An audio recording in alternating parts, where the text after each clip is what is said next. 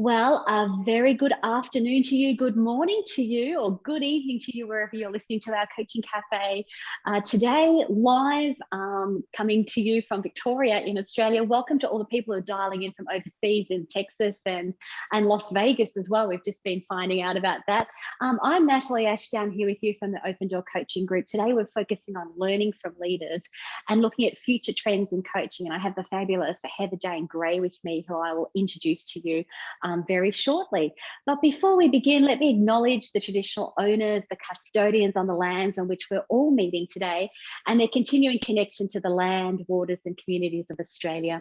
We pay our respects to them and to their elders past, present, and emerging, and I extend that acknowledgement of country to whatever country you are joining us from here all around the world. We've just been finding out about that. So welcome to everyone.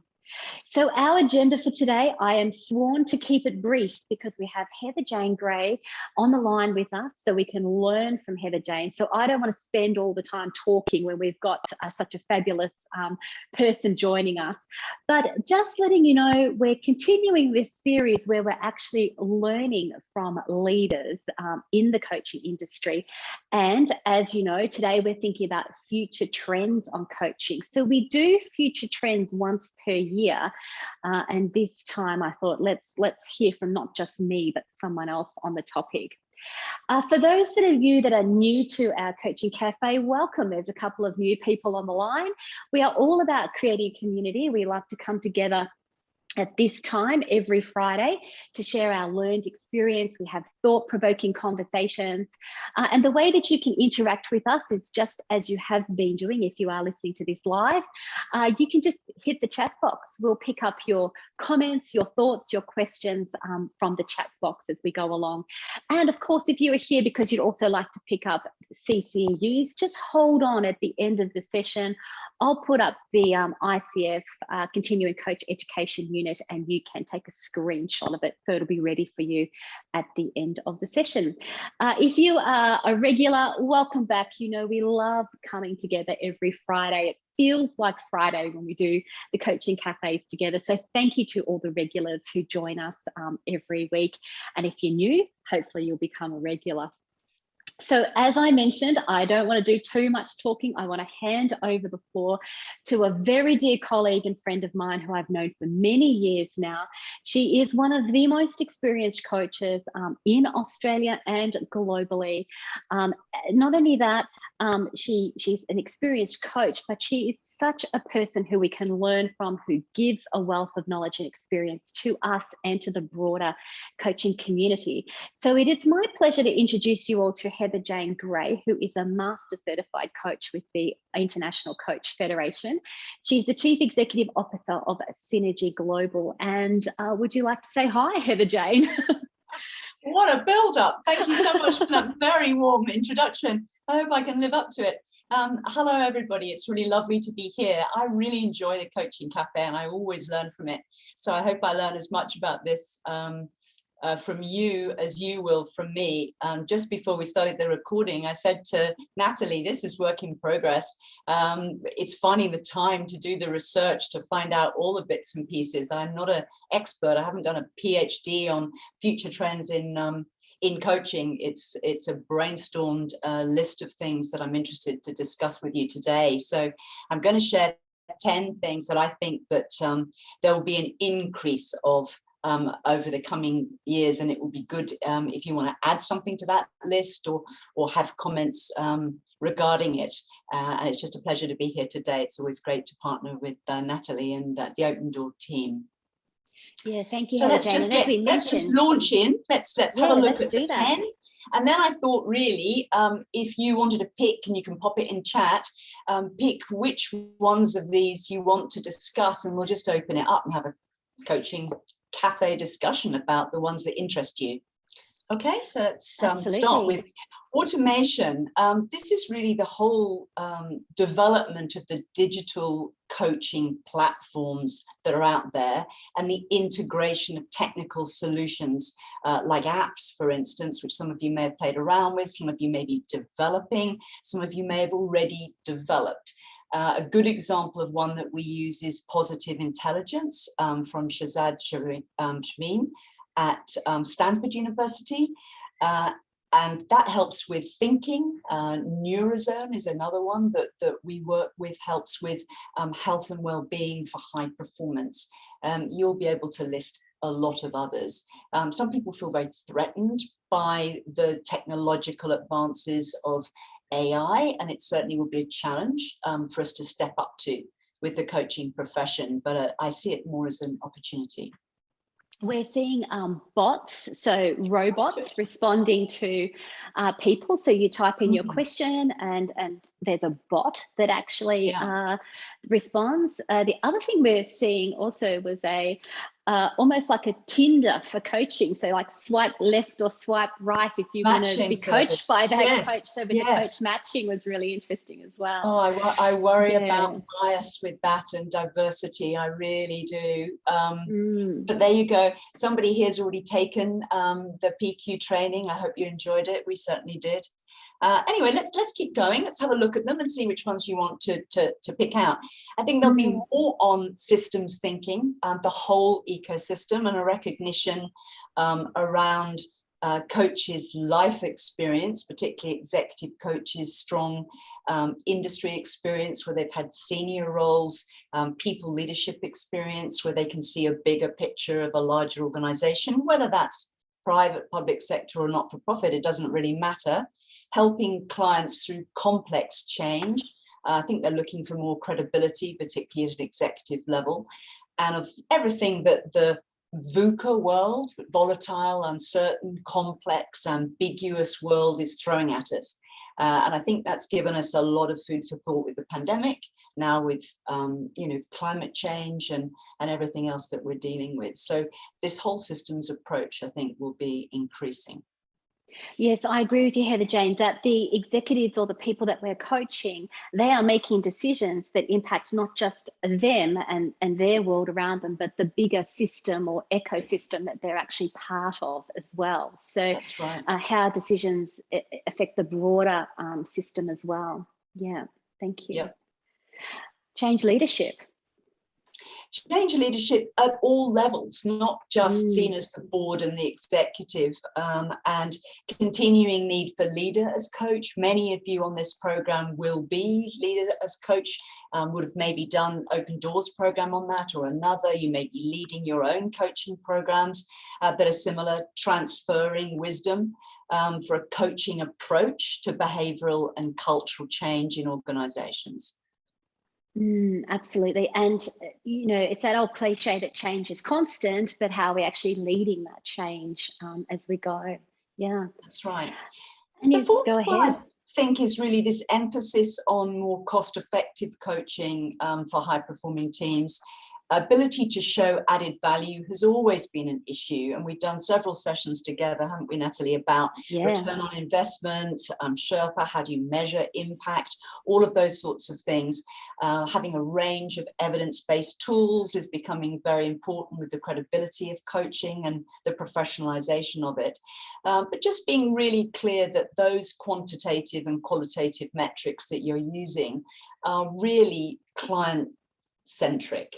And are meaningful to the client rather than just pushed from a coach perspective. It might work for you, but it might not work for them. And remember, most organizations collect a lot of information anyway for business analytics, and there's lots of data that can show a shift in behavior, which is really useful. Yes, and as we talked about, we've run 2 coaching cafes now. I'm Heather Jane on return on investment, the qualitative measures and the quantitative measures. Right. And the big tip that you have always given us and that we highlighted was that you need to know what you're measuring from the beginning. So think about what metrics or data the organisation is collecting already, and how do you build that into the actual measurements as you go along to see the shifts.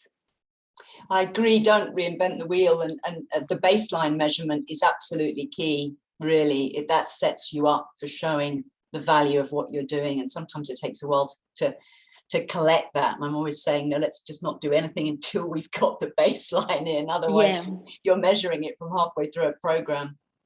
Yeah. The next one is the need for coaching to promote creativity and innovation with that VUCA world. That's going to be essential.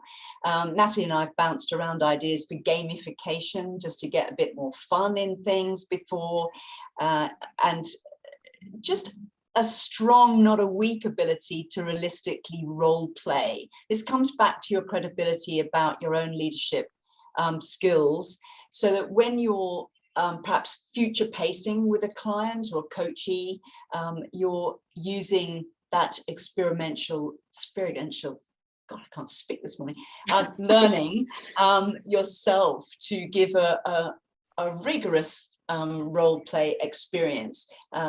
Coachees often really appreciate that when they're practicing on perhaps, giving feedback to an employee or presenting to a board or dealing with a difficult interpersonal issue, as well as coaching. There are other things that we can do. Yes, a number of organisations that we're all working with have innovation as one of their core values. So actually using coaching as an enabler of creativity and coaching as an enabler of innovation. So it's always interesting to me, how do we bring more of that gamification into our coaching or the activities that we're doing to enhance learning, but at the same time, enable innovation as well. A very good, interesting topic to explore. Interested if anybody has got ideas on that, and what's a fun, different way to spin things. But I mean, you get more innovation and more creativity and tap into people's own innate wisdom when you ask great questions. And that's exactly what coaches are always working on. The better questions we ask, the better responses and more innovation comes out. Number 6 was really a refocus on the good old soft skills, empathy, communications, because of a need to deeper engage the workforce. We've got these huge churn rates going on at the moment. Some of the Gallup reports are talking about sort of 80% disengagement. There's been surveys out recently saying 40% churn levels. The huge need for retaining talent, developing talent. The big resignation that's going on at the moment. People have shifted where they're at because of the pandemic. A lot of people are finding it difficult to engage millennials, Gen Z, the future of work with AI. All of these major changes are taking a toll on that. So soft skills are coming to the fore again, and they're not the easiest.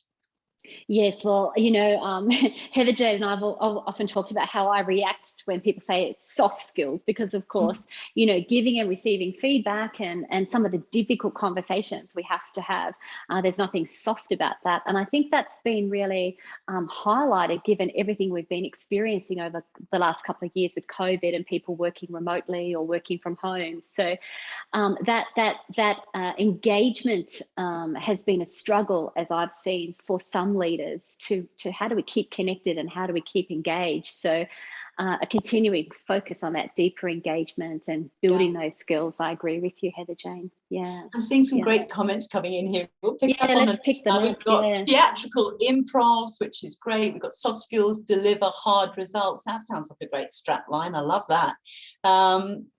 There's all sorts of things there. Let's just push forward so that we can discuss these. We've only got 4 to go. So number 7 is specialization, and this is about niching. And coaches are always like, what niche are you in?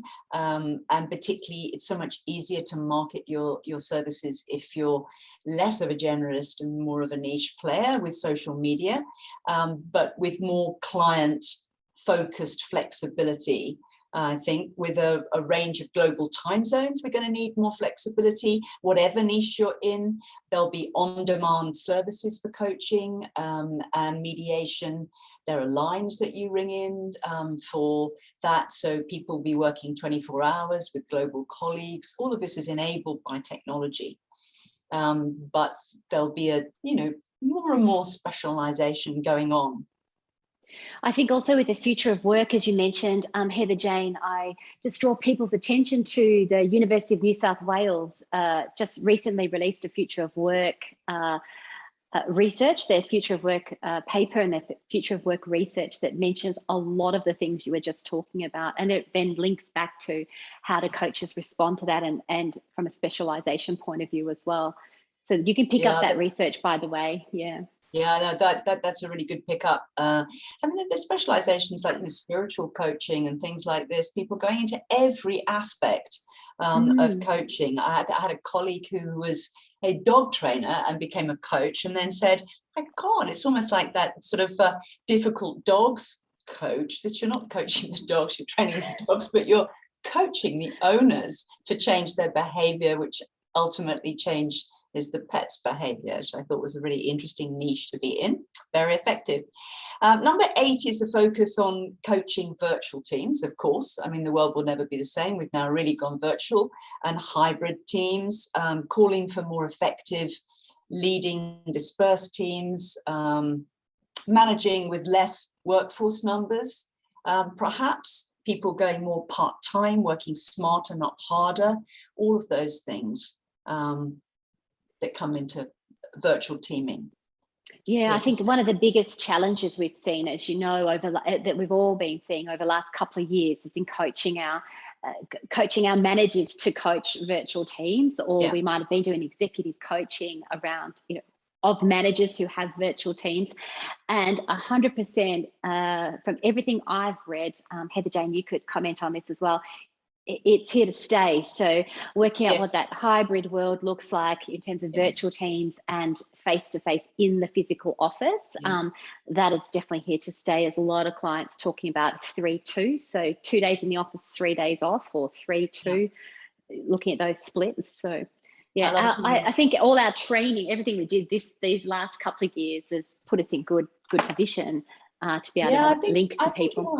I think it will help coaches. I've got some great comments coming in here. You can teach old dogs new tricks. You can indeed. A lot of work on boundaries and well-being. Yeah, lots more work on boundaries and well-being. And I'll come to that in a minute.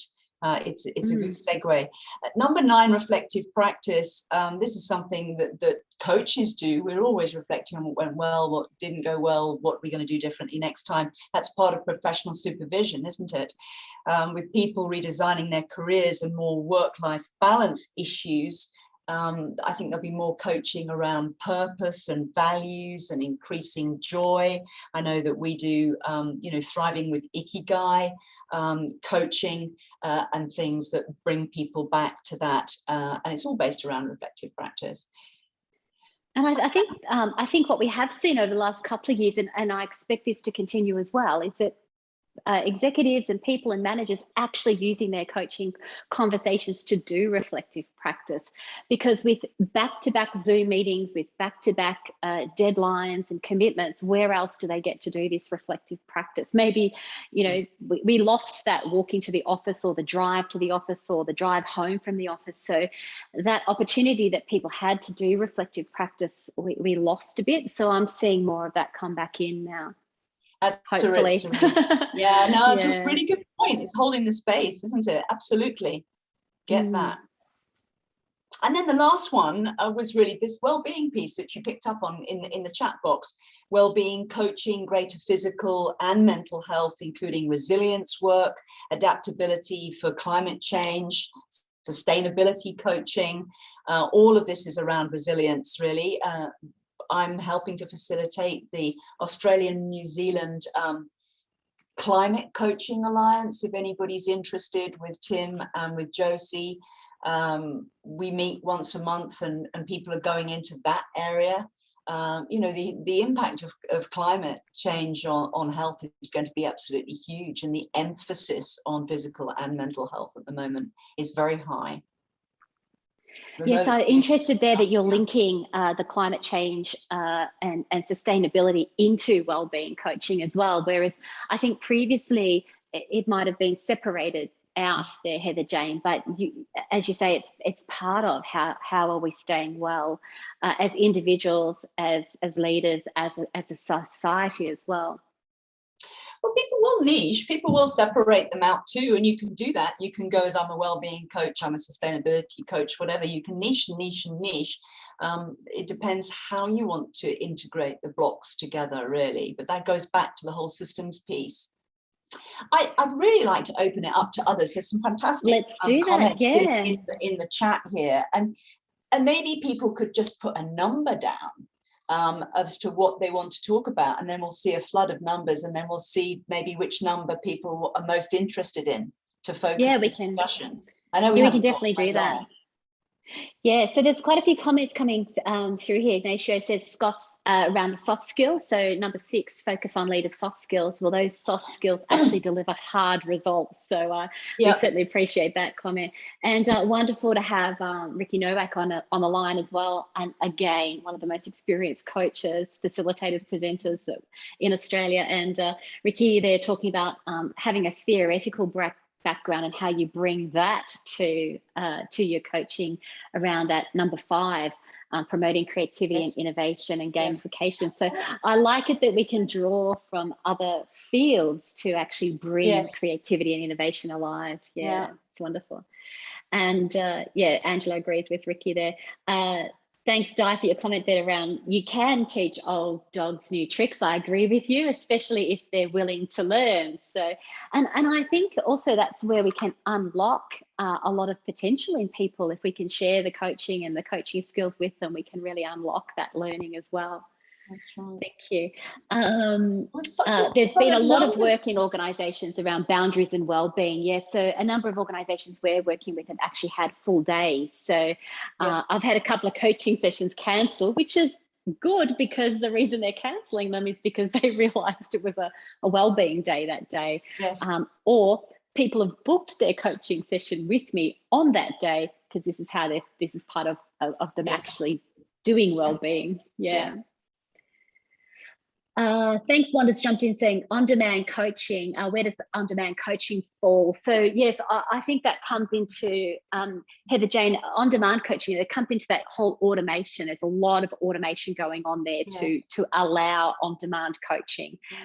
I think the other thing there is also there's packaged coaching. A lot of coaches put their coaching in a package, and so the demand coaching, you buy X number of hours. It's like a bank account, so it doesn't have to be automated. It can be that you give your phone number and you get back to them as quickly as possible and say, yep, I've got some time now. And so executives quite like that, as short, sharp, sort of, this happened this morning, I want 10 minutes of your time, ask me 3 questions, and that might be enough. So there's lots of different ways to do that flexibly. And thanks for jumping in as well, Ian. He says on point number 3 there, change leadership. McKinsey report that employers are leaving works in droves. VUCA is amplified by COVID, and it has them questioning why they're at work in the first place. So a lot of exploration happening there. I think also because people have just worked so hard. Linked to number 10, we've had that extension of working hours. A number of clients I'm coaching who log off at 6 p.m. to do dinner and kids and the like, and then log back on, at 8 o'clock and they're working very, very late. And of course, that comes often with rank and level and seniority.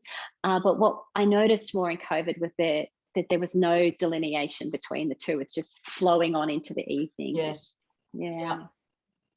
There's quite a span of numbers. I was trying to think that everybody would leap onto 1 or 2 topics, and actually I'm just trying to think, there's 4, I think 4 is coming out probably slightly on top, but I'm interested what other people think about the cost-effective nature of coaching. I'm interested whether or not people feel that the cost of coaching is going to go up or go down or stay the same. If people want to put that in the chat. Jump in there, And as you do, Di says, just highlighting that so automation might not just be digital, but it's also about how do we become more efficient in the coaching. And so she's mentioned they're offering just-in-time coaching, as some people see coaching as a longer term. So how can we try to shift that mindset from, no, this doesn't have to be 6 months, it just can be a just-in-time as well. But just in time can lead to longer engagements if they see value. So it's quite a good way to start selling coaching in, actually, is to offer something that's short and sharp. And also the flexibility. There are lots of issues with that, of course, but people save up minutes and can use them again and things like that. So it shouldn't be rigid, really. It should be very more customer focused. And this will be something you automation. Yeah. Sorry, Jensen. Yeah, something you definitely relate to in your practice, and of course we do too, is what Ian's had said here, is that believe coaching to values and strengths with growth pathways will hold, is where we need to go and where we need to be as well. But also it needs to be part of the cost equation. So interestingly, from a emphasis on cost-effective training, but how do we do return on investment? Yes. Those quantitative and qualitative measures there as well. So, yeah, no, it's a great comment, Ian, actually. I mean, you're going to people's innate motivation if you go with their values and their beliefs to begin with, and then their strengths, of course. If you saw with their strengths and can maximize those, they'll do much better. Yeah, lots of additional comments coming in around different platforms. So there's platforms, Jennifer's offered here that there's platforms that people provide the cost-effective coaching like BetterUp and Bravely. So this was something we were reflecting on as well. We might be seeing these future trends. It doesn't mean that we have to be acting on every single one of them, because I think that would be almost impossible. So it might be that we focus on one of these trends or something else that you're seeing in terms of how we're being adaptive and flexible in our practice. Yes, but some of them come together though, Natalie, because of the whole system's impact of this, really. And I'm sure that you could everybody on this call, we've got some very experienced people here, could brainstorm another 10 issues. I could have gone on or separated some of mine out. I got a bit muddled and I thought, oh my goodness, if I was writing a book on this, I probably would have maybe top 20 and then have a different chapter each and all these sorts of things. There are so many things happening at the moment. I'm just having a look here. What does Guy say here? Interesting to see how the next generation will engage with coaching. We're currently using relationship-based, human-centered approach. However, the future may be robots, avatars. Yes, great point, Guy, because we'll also be coaching people about how to work with robots on the people side of things and the impact of working with robots and integrating that. I mean, I can't get my head around that, I don't know. Will we be coaching robots because they will need coaching as they, I mean, when we get to singularity is when you get the same intelligence with the robots as humans, and then we're equal. That's when it gets a bit sci-fi and people get a bit worried about who's going to be in charge. Yes, I say call me old school, but I also agree with Ian that we know that the personal relationships are so important to people's mental health and their well-being. So yes, we're seeing these trends. Just because it's a trend doesn't make it actually the way we need to go when it comes to relationships and human connection. And if there's one thing that we've missed, it's that human connection. But it's also the one thing that we've had throughout our time coming together on the coaching cafes as well. So that's been wonderful. Yes. Fabulous. Well, I'm really conscious we are right on time here, and we would be, welcoming your comments as we go along to think about the different trends. And this is not, as we've mentioned, the only things that we're seeing. It's the ones that Heather Jane, in particular, with your wealth of knowledge and experience, wanted to share with us. So, can I thank you, Heather Jane, on behalf of the entire alumni and everyone that's listening today, for your insights. And I really want to acknowledge just how openly you share without attachment. These are they're your ideas and you're willing to share them with us. So very grateful. Thank you so much. Lovely to see everybody here. Terrific. Well, Thank you, everybody. As you may know, we're been focusing on some of the content that's come out of our Diploma of Organisational Coaching, and we still have the opportunity to do some mental health first aid training before the year. But as I always sign off with everyone, thank you very much for participating. It's been wonderful to pick up all your comments and your thought-provoking insights as well. We look forward to seeing you at our next Coaching Cafe. And as always, I really wish you all the best and enjoy your coaching. We'll say goodbye for now.